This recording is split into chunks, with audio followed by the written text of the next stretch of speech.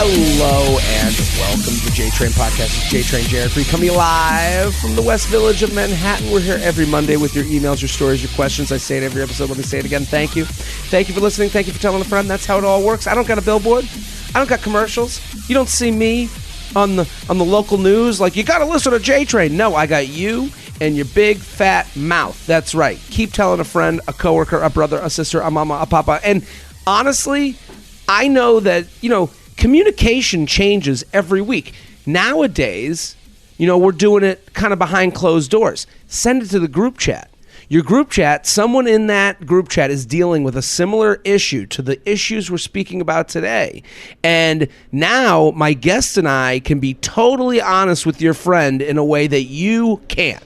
You can't look at your friend and be like, hey, it's over. Hey, you sound ridiculous. Hey, you're done with this. We can. Because we don't have to look them in the eye. We don't have to go to a brunch with them next week. So spread it around like wildfire. Send it out to the group chat. Let people know. And also, I need your emails. We get tons of luxury lounge emails. And now the JTrain emails are, they come in every now and again because I think everyone doesn't think their problem is big enough. JTrainPodcast@gmail.com. We love your screenshots. We love to hear from you. So your stories, your emails, your questions.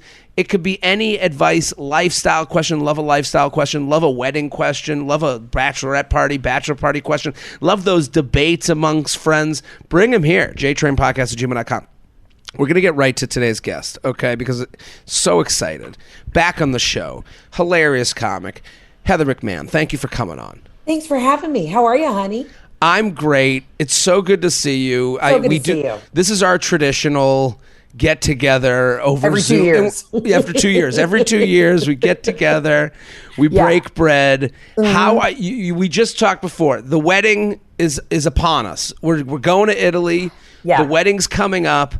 How do you feel? What are your fears? What are your excitements? People want to know from you, especially this audience. Yeah. They want to know what's the lead into a Heather McMahan wedding. All right, here's the deal. So let's do a little backstory. For people who don't know, I'm technically legally married. So I will say that the pressure of having that monumental moment where you're like, oh, I'm now legally bound to this person. I've been married for a year. We got married. Let me stop you for 2 seconds. Yeah. Were you always going to be that person? Because this is a theme. There's always, you go to the wedding, and then every wedding where they get married in a courthouse a couple weeks before, the bride has to look at you with a wink, we did it already. We've been married. We're already married. This is nothing. And you're like, this was nothing to begin with. And, I wasn't sitting here waiting, waiting for you to consummate your love. I didn't think you wore white for a real reason. But it's wild because there is a huge pressure, specifically on the female, for this anxious energy before a wedding. And so I think the actual pressure of it being we're two people bringing our lives together. We've been together 12 years. Yes. So that pressure, if you're talking about fears and what I'm worried about, that pressure is taken away, right? Yeah, I live in a world where I understand. I guess for some that is here we go, sweat dripping down the forehead. Am I making the right decision? Yeah. That to me, I'm I guess I come from a Northeast Jew place where it's they've been living together years and this is just, we're in fantasy land.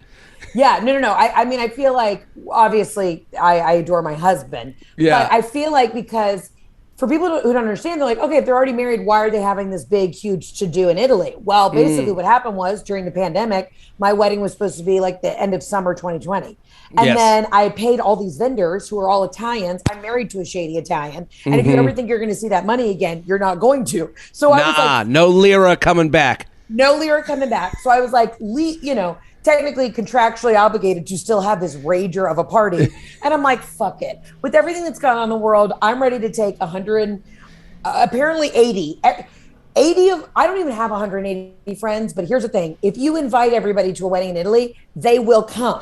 And I originally had booked a wedding abroad because I was I'll cut the fat. We'll keep it tight. No. Post-pandemic, if you give me one glass of wine, I'm inviting you to my wedding. I totally understand. It is a post-pandemic thing because listen, that was the big grift.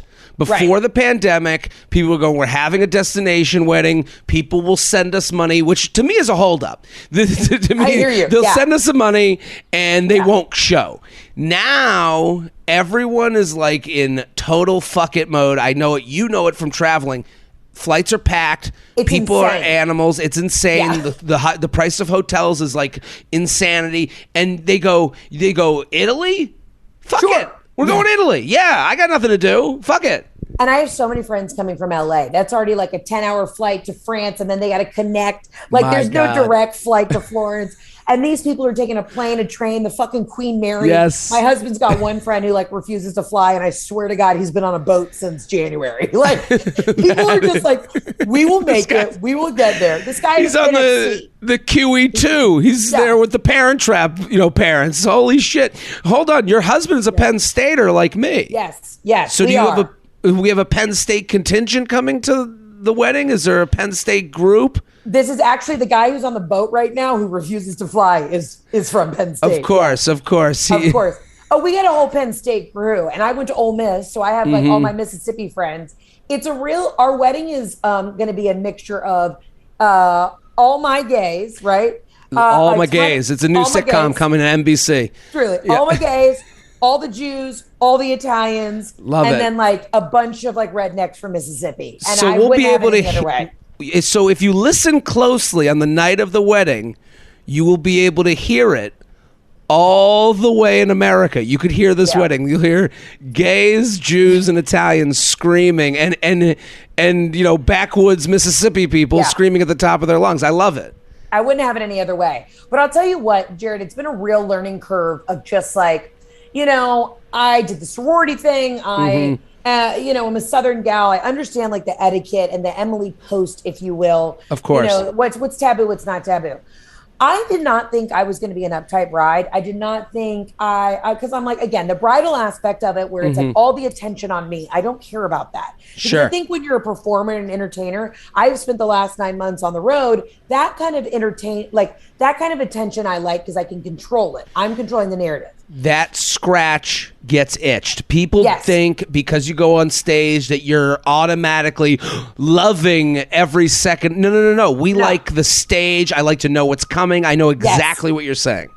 And then this kind of like other, I'd almost say like pressure, but attitude around having that kind of like bridal attitude. I didn't think I was going to crack. I was like, no, I'm not going to be Bridezilla. But I think what has made me so unhinged and unglued in the last couple of weeks is the inability for some of my friends who are absolute, complete fucking law-abiding, tax-paying citizens to be able to figure out whether or not their passport's expired, how to book a flight, like, how to Google what's the wedding hotel. Like, and they're calling you. Calling me at like midnight, the dumbest fucking questions. And you're kind of like, hey, Ramona, remember when I came to your wedding and just showed up with a good attitude? Like, what the fuck?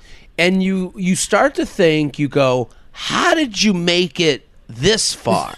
100%. How did you get? Listen.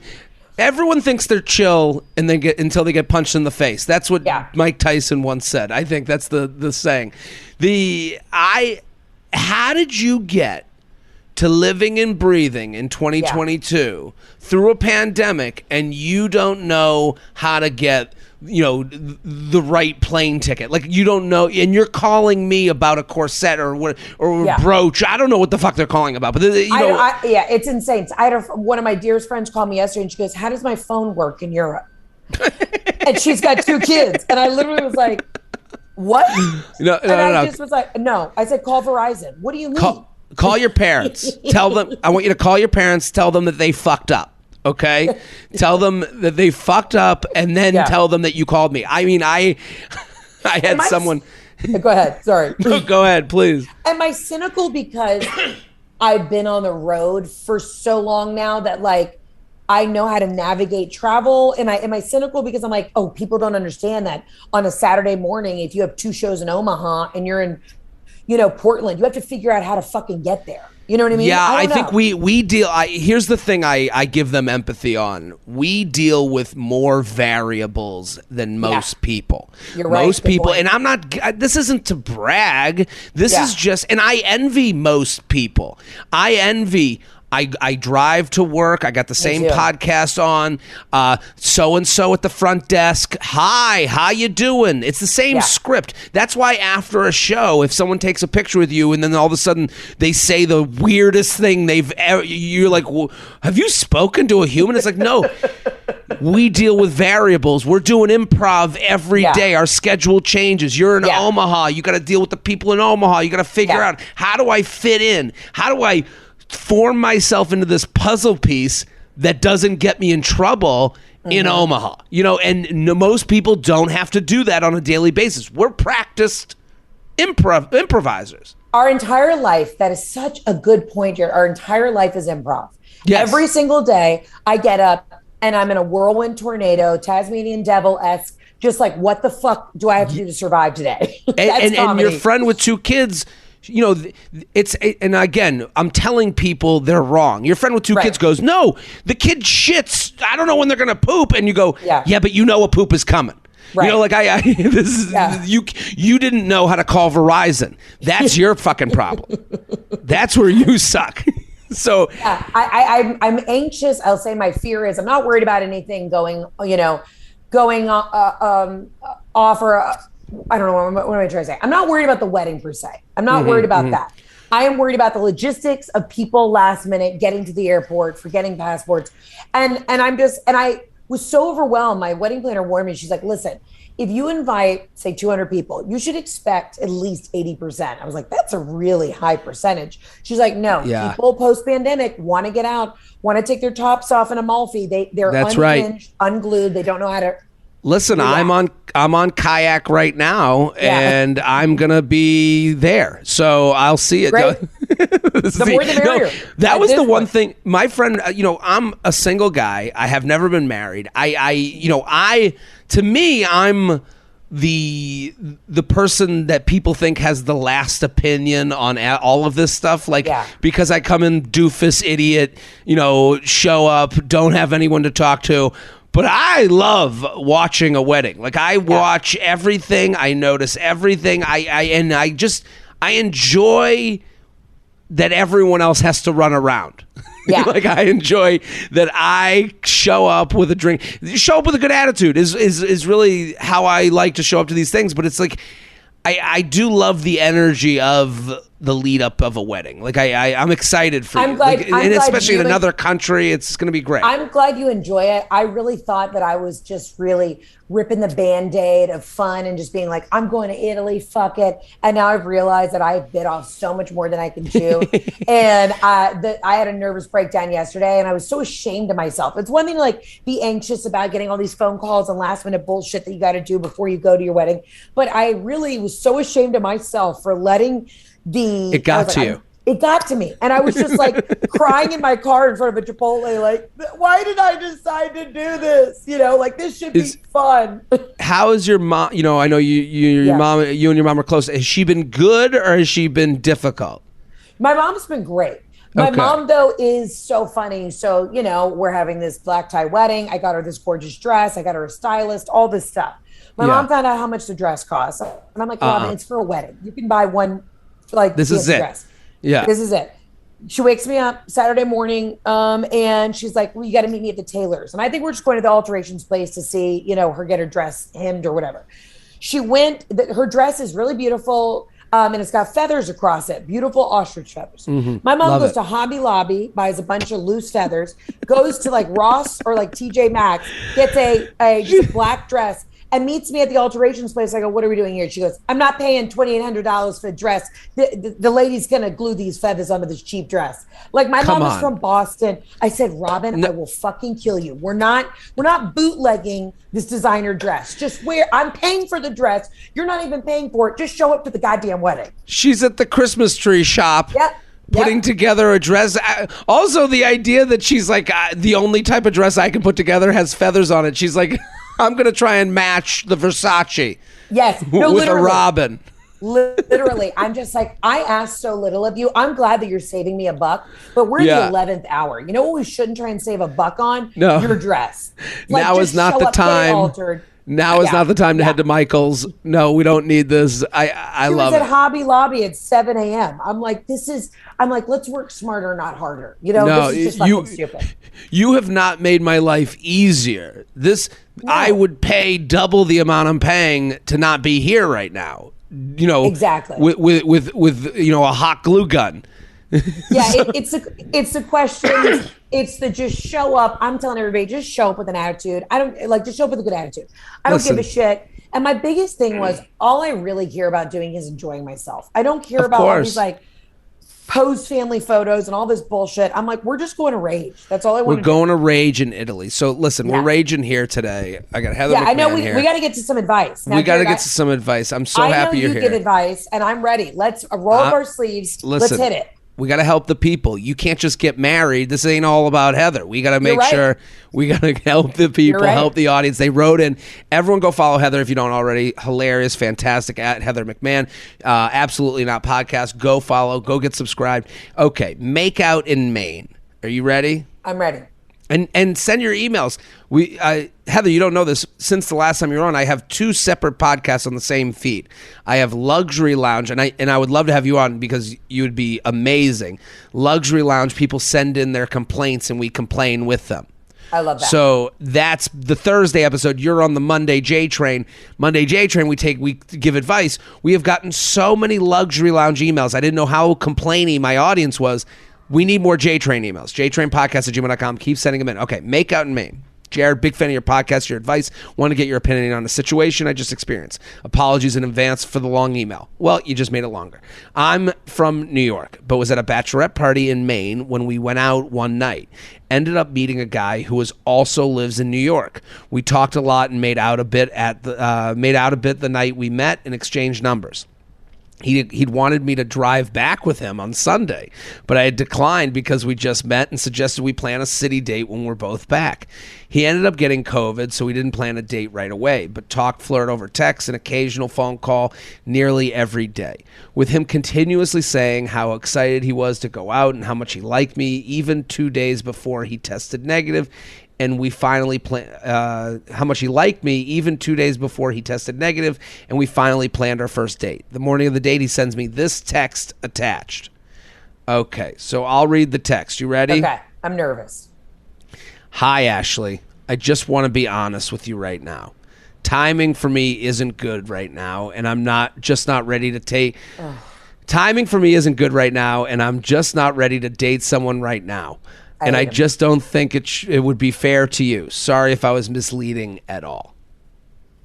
They hadn't even gone on a first date. No, I hate it. I hate everything about it. I think it's such fucking bullshit. Burn him at the stake. I'm so sick of this shit.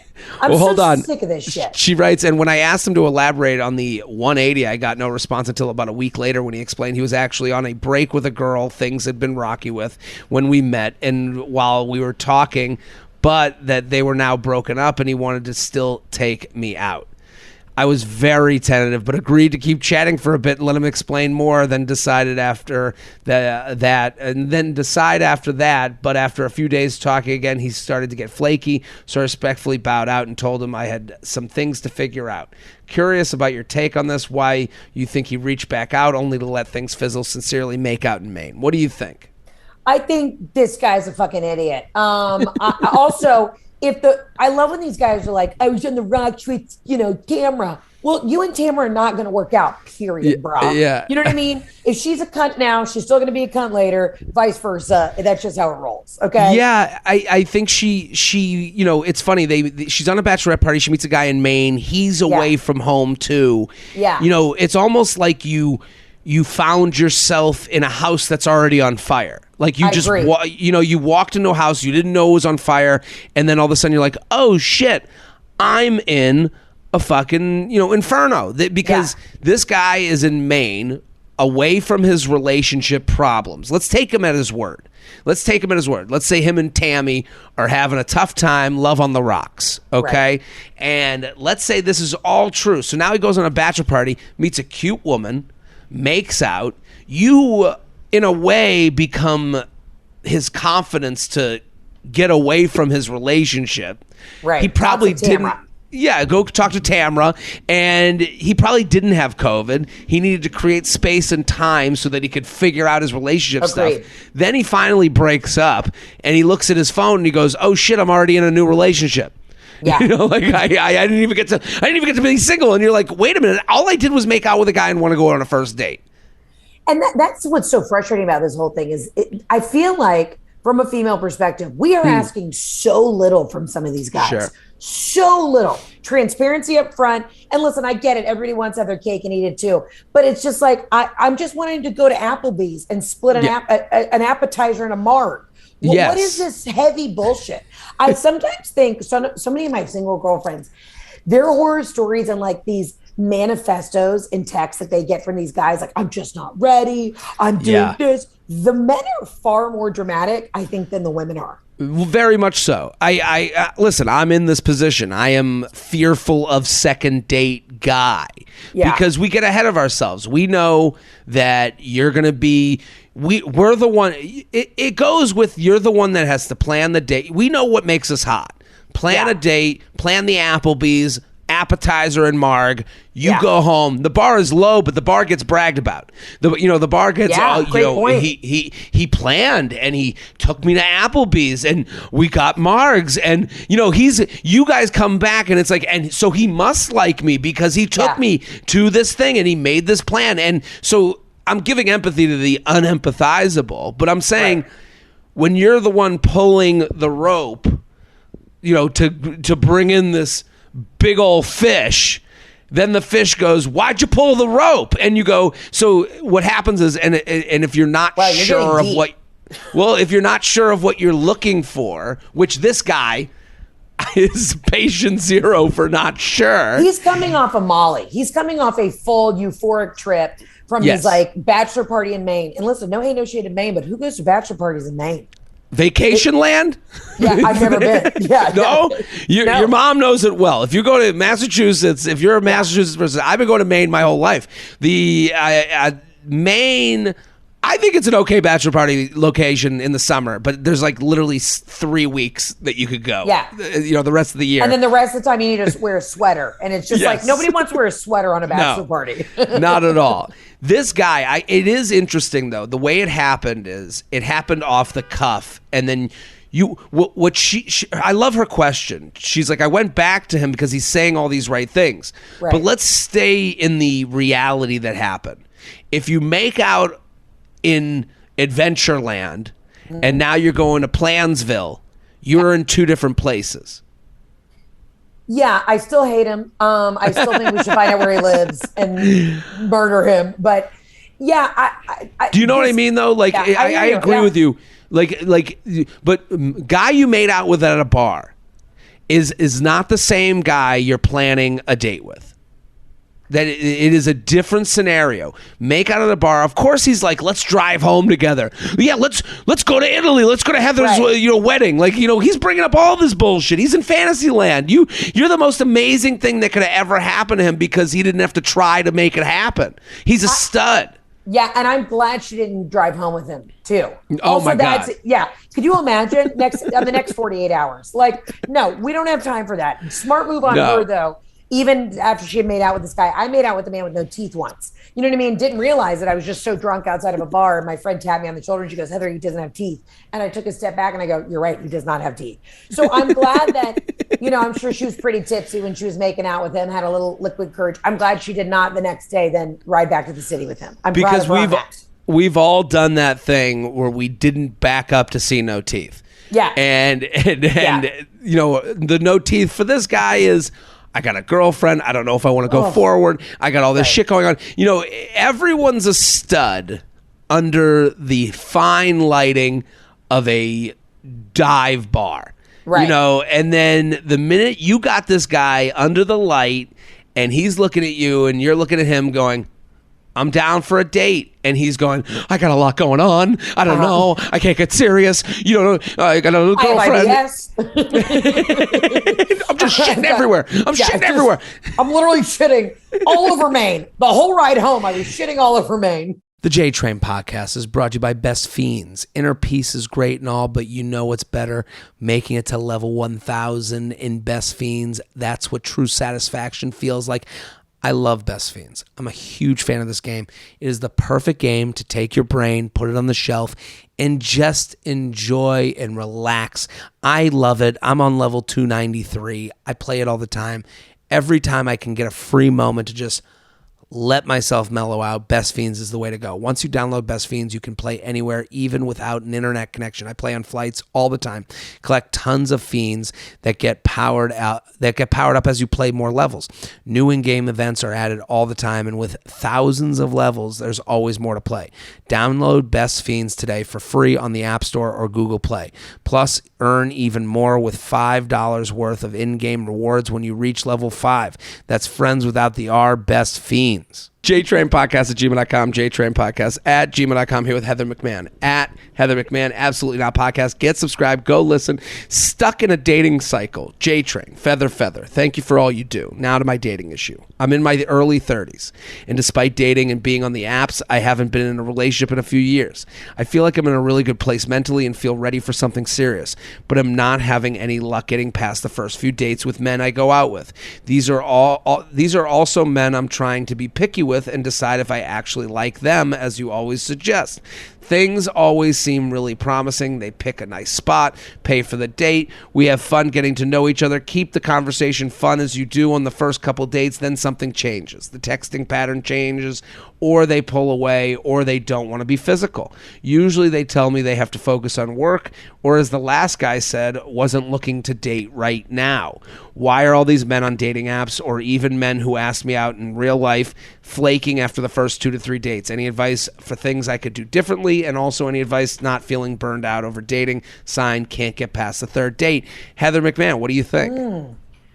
That's interesting, because she's saying she's having a great time, witty banter. I mean, nowadays, like, I'm in my mid-30s, witty banter will take me anywhere. You know what I mean? Yeah. I'm like, I'll suck your dick, and you can kind of give me a light chuckle. I'm like, yeah, I'll blow you. You know what I mean? Yeah, sure. So I'm trying to figure out what is it, and I don't want her to like have this like self-reflective moment, because it probably isn't something with her. I think, but she said in the thing, they don't want to be physical. They don't want to be physical, and I think that this kind of makes sense. This is a very relatable to the last email.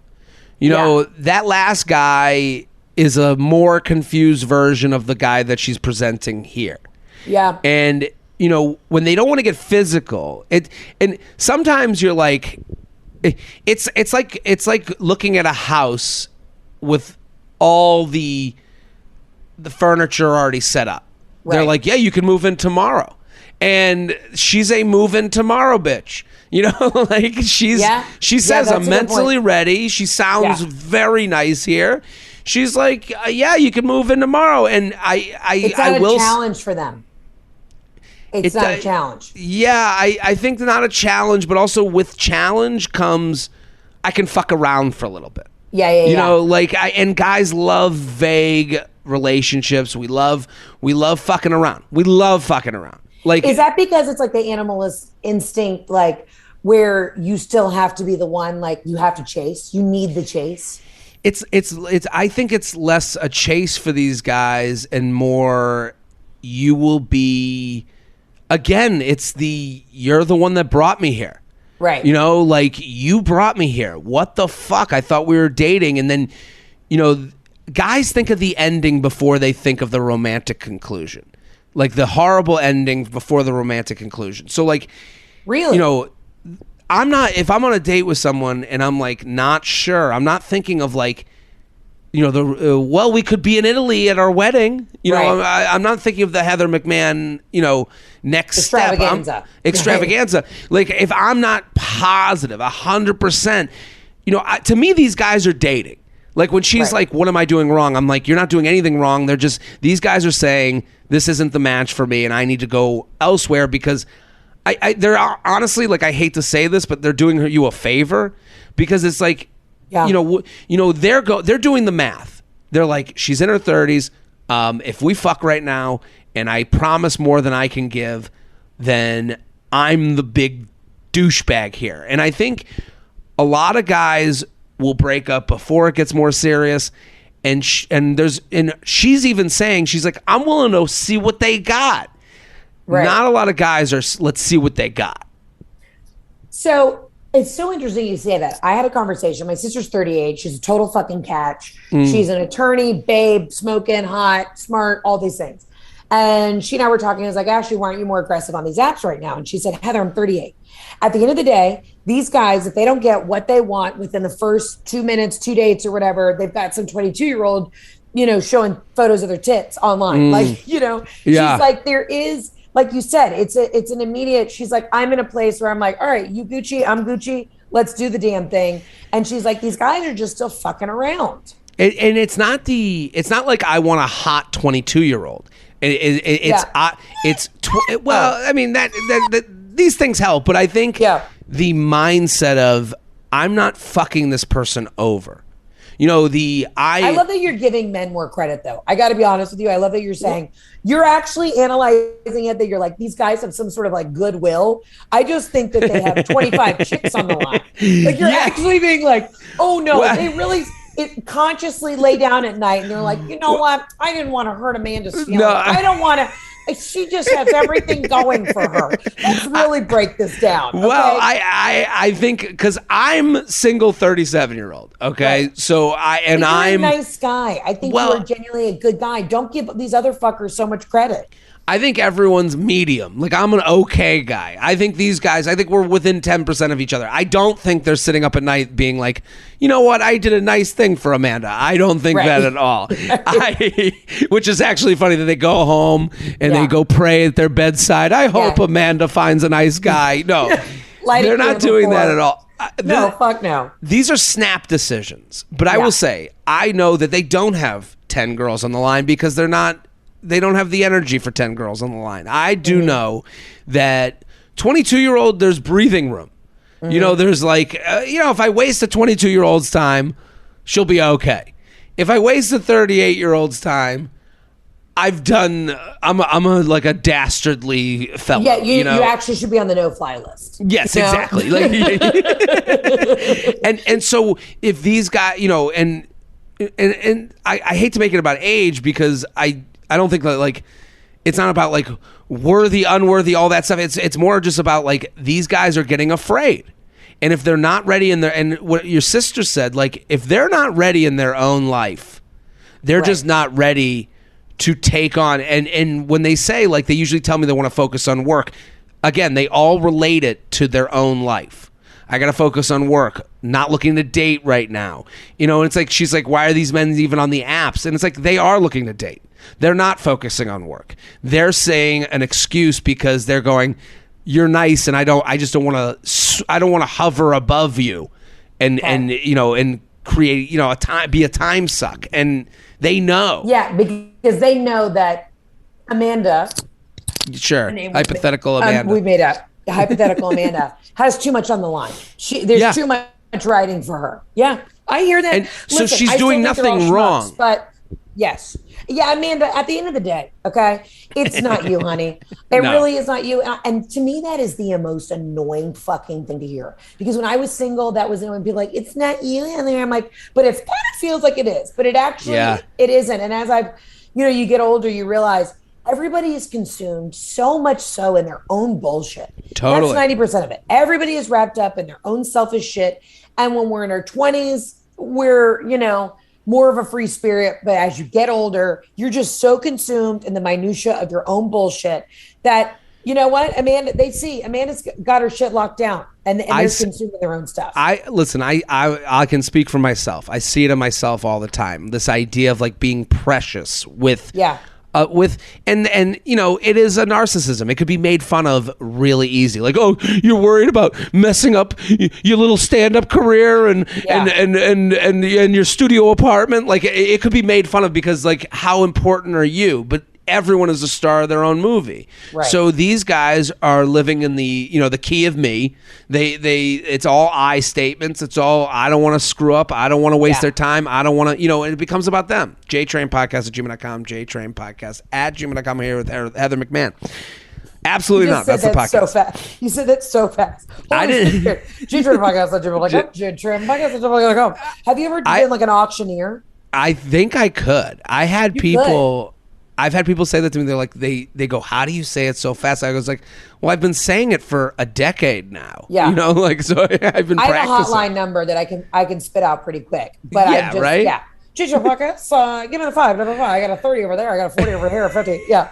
I like to keep it moving, get the energy up, you know.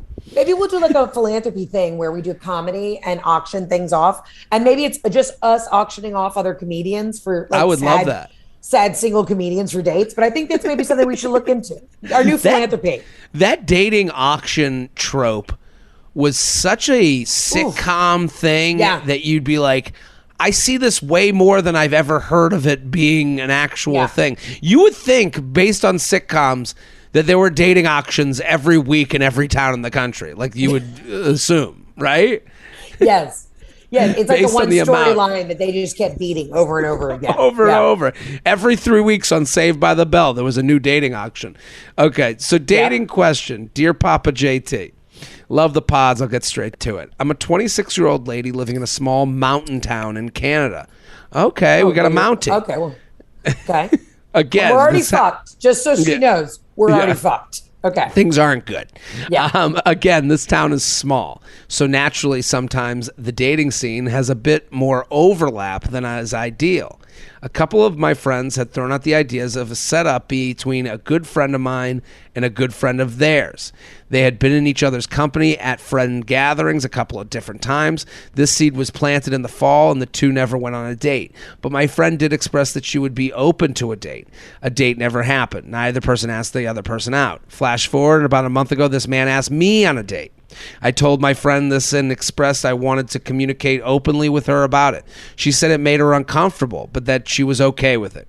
Mostly, she expressed the trials and tribulations of dating and that this rejection stung. I am interested in this guy, and I made the decision to go out with him. After the second date, I checked with my friend again and mentioned that I wanted to explore this further and that if she wanted to chat more, we could, and also that if she didn't want any more updates, I would stop checking in about the situation. I just want things to be out in the open and have the situation be the least awkward possible. Now, currently, my friend has shut me out. She said after prompts from a few ignored texts that my decision to go out with him has made her feel insecure in our friendship and that she needs some space. Sake. I hate this bitch. Am I an awful friend for going out with this guy? No, Should I have said no not. right from the get-go? What is the dating etiquette between friends in a situation like this? I'd like to say that had they gone on a date or even kissed, I wouldn't entertain this in the slightest. No. Should I just end things with him and reevaluate my friendship with her and go be a nun? Not. Sincerely, Dyers of dating in a small town. This is horrific. No. This is insane. First of all, they never had a relationship. This woman needs to get over her crippling insecurity. I'm so sick of this. As women, we're supposed to build each other up. All right. You had a crush on him. He didn't want to go out with you. Let him go out with your friend. This is what's wild to me. Okay. And then this is going to sting for this other woman. Please. If I was on a date or say I like somebody and then one of my girlfriends went out and this guy had never asked me, we never had a relationship, he's clearly not that into you, I would bury those feelings so deep down inside, I end up with hemorrhoids. I would never let another bitch see me sweat. I'd be like, you're like, Heather, is that okay? Yeah, it's great, Emily. I feel so happy for you. Like, I don't know if it's my ego or what. I would just bury those like resentful feelings deep down inside to the point where I got a stomach ulcer, and I would just never ever let a bitch know that I was sweating. I agree with you. I would eat it. I would be like, listen, because the friend isn't in love with this guy. She's mad. Right. She's basically getting she was placed in a competition she didn't want to get placed in, but it's not even a competition at all. This guy didn't go, oh, well, you're better than that one. It wasn't about that. It just, and again, it was a long time ago. It's not like they put you two up next to each other and he goes, make a choice. And she's treating it that way. She's basically saying, she's taking her insecurity out on you when it's really, we can't tell someone how to feel. We can't. It's like you said, like, but we're all you will here. feel like, but you're totally right. Like I would do the same thing. I would stuff it deep inside, and I would be stung. But I would also understand that this isn't about me. This isn't about it's not hot or not. I would just be on the Peloton, just grinding it out, sweating right. it out. Maybe make a small personal voodoo doll of your friend. You know what I mean? And I would just slightly stab at her neck every night, but I would never let her know. She's like, hey, does it make you uncomfortable? No, I'm great. I'm so happy for you guys. And she's not... I would be so involved in their relationship too. I'd be like, tell me everything. How are things going? You know what I mean? Oh my God, tell me about the date. How was the kiss? Yes. Like, I would be so over to the other side. The pendulum would swing so into I want to be involved that then actually, if you got that involved, you might get invited to a threesome. I'm just saying. There you go. Or you find out that this guy and has what no you penis? would has no penis. Has no penis. Yeah. It's literally nobody. What you find out is that how horrible it is to have you've like dodged a bullet with this small town mountain dude that oh my God, he never texts, he never calls. But what she did is the opposite. She made it personal. She made it about her versus the other woman. She made it a competition. And there's honestly, what I would say to this person, the only mistake they made is to even involve them beyond the courtesy of, hey, I'm letting you know I'm going out with them. Yeah. Because the text of like, hey, and I won't do it again. Like, if I'm them, I'm like, okay, enough. Get out of here. Go live your fucking life. Mm-hmm. Enjoy this guy. Date them. This person has to get over themselves at a certain point, and they're gonna. And what they'll do is they'll come to you at some point once they get, because they're gonna end up getting in a relationship, and this is not right, but this would happen, and she'll be fulfilled by some other person, and she'll go, you know what, that was stupid. Listen, she'll find a moose, something up there in Canada, and we'll forget about it. But you know what? As the friend who is the one in the new relationship, you're kind of like, I wouldn't forget it. I'd be like, yeah, I remember what you did. I remember the shit of course. When I started dating Ronnie. I remember, bitch. Dating people at the beginning is hard enough. You want your friend to like support you, and Great this point. Friend made it about them. They're like, hey, it's like, okay, and I do. The thing is, as a sensitive person, I do understand why they're upset. I do understand, but they also, I love what you said, like pushing it down until it's hemorrhoids, because sometimes you have to realize I'm the sensitive one. Right. I'm the one that has an issue. No one else has an issue. This is a me issue. This is a confidence issue. This is a look in the mirror issue. She's taking her confidence issues and she's outsourcing them to you. Right. JTrain podcast at gmail.com. JTrain podcast at gmail.com. Here with Heather McMahan. 6-monther standstill. JTrain, feather. I'm wondering what your thoughts are on getting over a 6-monther and why it seems so much harder than getting over a quote-unquote real relationship. My ex and I were together for 4 years, and I felt pretty moved on after about a month. Then I started dating this new guy, and it lasted roughly 6 months. He didn't communicate the way I wanted to. He didn't communicate the way I wanted after I asked. The sex was inconsistent, and I never felt like myself around him. I knew it wasn't the match, so I cut it off after months of trying to figure it out / make it work. I know he wasn't the one. I know it wouldn't have worked out, and I know I can find a better match for me. So why, after 2 months of no contact, am I still thinking about him wanting to reach out? Why does it seem like the shorter relationships, she puts in quotes, linger longer than the full ones? Would love to hear your take and words of wisdom on this one. Stuck in the what ifs. What do you think, Heather McMahan? Did you have any short relationships before your guy that you were like stuck on or felt like you cared too much about or something?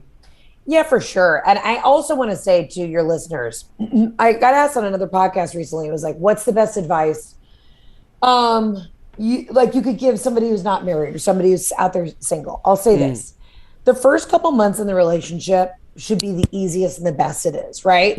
Obviously you grow as people, you flourish your marriage, your relationship, whatever. But if it's hard in the first couple weeks, if there's like these what ifs, this back and forth, this kind of like, tit for tat bullshit, then that's not the right person. So these short little, you're like, I don't know how they feel about me. If you don't know how they feel about you, that is not the right person. It's a very easy fine line. And what I've noticed about myself, and in the relationships that were the ones where I spent most of my time trying to figure out what was off.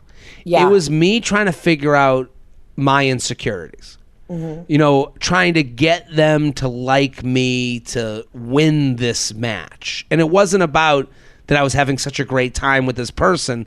I was just sitting there going, why? Because she even says in her email, she says there were 6 months, but she writes after 6 months, he didn't communicate. Then I started dating this new guy, lasted 6 months. He didn't communicate. I knew it wasn't the match, so I cut it off after months of trying to figure it out and make it work. How is that possible? You're together for 6 months, but months of trying to figure it out. So you spent just as much time trying to figure this out as you did even enjoying yourself, which you probably didn't enjoy yourself. This was about you, right, trying to get someone to like you because you're like, it isn't about them. It's about you feeling insecure and not having someone who likes you. And then here's the other thing she does.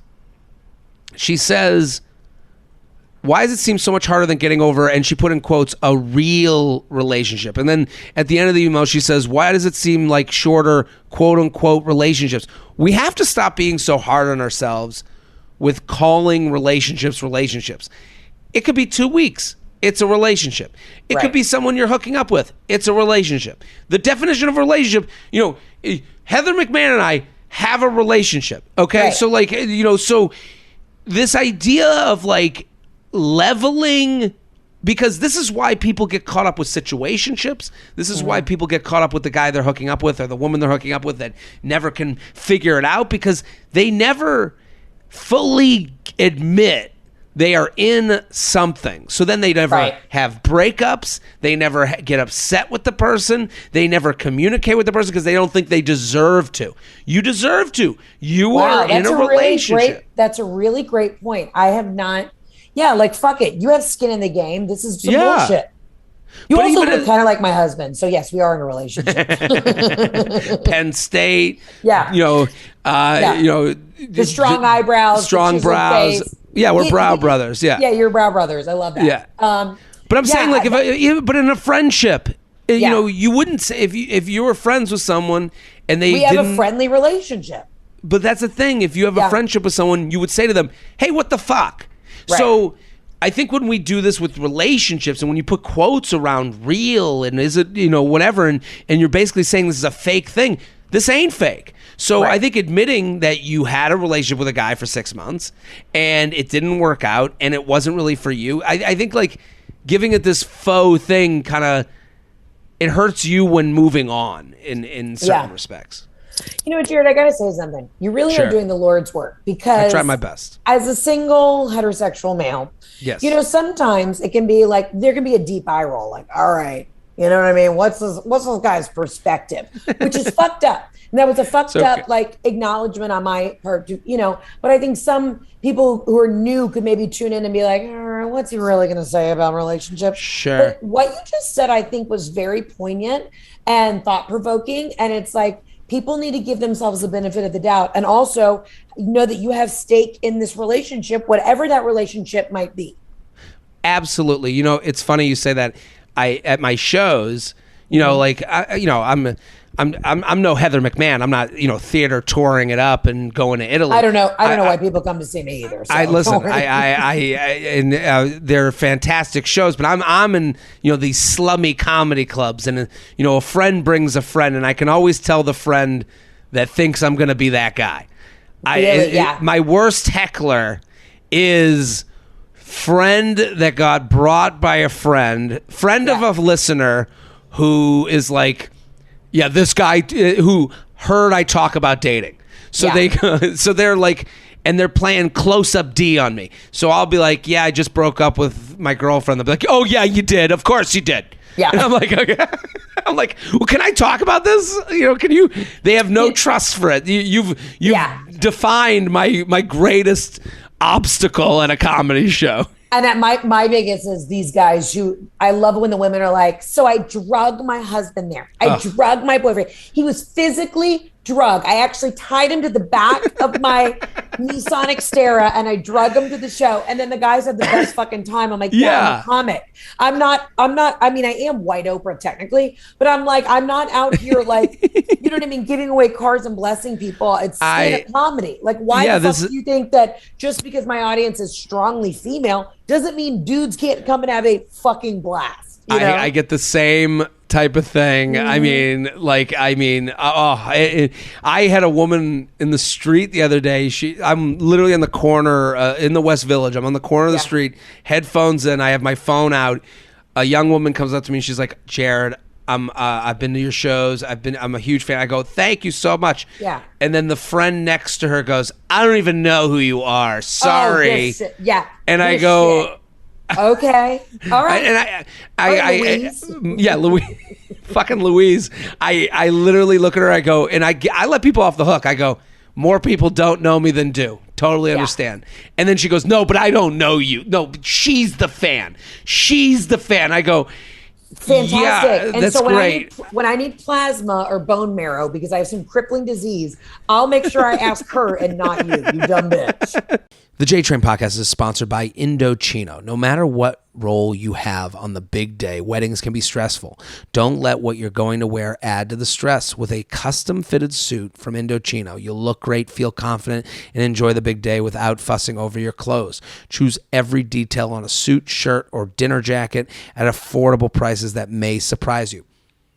Nothing is better than tailor-made. Nothing.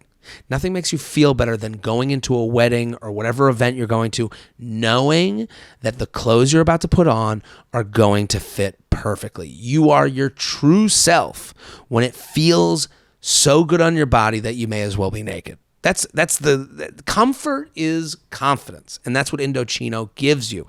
I have the pants, I have the shirt. It looks great, it feels great. I love their stuff. Every suit is made to your exact measurement, and you can customize every detail. Create a suit that fits you and your style perfectly, with options for fabrics, lapel shape, custom monogram statement linings, and more. The best part, Indochino suits start from just $429 and shirts from $79. That's a deal, people. If you've got a big day coming up, getting the perfect look is no big deal with Indochino. Get $50 off any purchase of $399 or more by using promo code JTrain at Indochino.com. That's $50 off a purchase of $399 or more at INDOCHINO.com, promo code JTrain. JTrain podcast at gmail.com, JTrain podcast at gmail.com. You're doing the Lord's work. You really are. I'm trying my best. And I think that's great. Can we do one more? Is that okay with you? Yeah. Let's do this. Dating diet advice. Oh God, I'm nervous. JTrain. I have a dating query for you. Help. I started an intense diet that will help me lose weight for a breast reduction. It's important to me to make this breast reduction happen, so I'm taking this diet pretty seriously.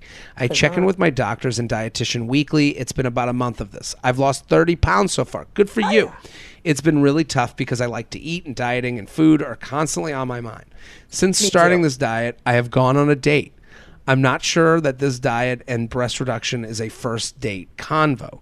However, I would like to dip my toes back into the dating pool again. How do I reapproach dating with the new diet? Do I talk about it before we plan a date, or just not mention it at all? Thank you for doing the Lord's work. Sincerely, dieting for the boobies. What do you think, Heather McMahan? Well, first and foremost, congratulations to her. I love that she's making her health a priority. Also, Absolutely. as a big titty gal. I mean, good for her. I mean, I have some friends who getting a breast reduction, nobody has ever gotten a breast reduction and said, I regret that. Every single woman who's ever done it has been like, best idea. I never have to wear a bra. I feel fantastic. Yes. I will say this. Now, I know she probably has a little bit more of a long way to go, right? I don't know how much weight she has to lose for this breast reduction. But I think you're just straightforward. Say, hey, I'm doing some health things. I don't think any guy's gonna be like, oh man, you're doing something for yourself. You know, I'm anti that. I would say I don't know how extreme this diet is. You know what I mean? But think about it too. I think maybe she pauses, focuses on herself, and then gets those new titties, shows up in 3 months after she's healed like a new bitch. Because it's going to be new year, new me. You know what I'm saying? I'm happy you said that, because I don't want to tell someone to not date. I think because losing weight. I've been 50 pounds heavier, 50 Same. pounds lighter than Same. what you're looking at now. So I understand Which is perfection for us now. Yeah, that's we right. are literally in our perfect spot. That's absolutely. We are always perfect at all times, all the time. Yeah. Always. So I understand that losing weight, and she mentions it. She says food and dieting and food are constantly on my mind. Well, me fucking too. Yeah. So, and this is a mental battle more than it's a physical one, and it's getting used to your new body. It's getting used to how people receive you, how you receive yourself, how you look at yourself.